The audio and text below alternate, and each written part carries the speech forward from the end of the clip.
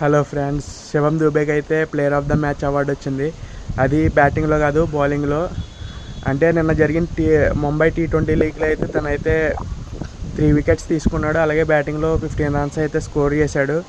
So అంటే తనకి batting ఎబిలిటీతో పాటు బౌలింగ్ ఎబిలిటీ కూడా ఉందని చెప్పి చూపిస్తున్నాడు ఇండియా టీంకి. అదంతా ఓకే అయితే శ్రేయస్ అయ్యర్ వికెట్ తీశాడు. అక్కడైతే నాకు నెక్స్ట్ లెవెల్ అయితే అనిపించింది.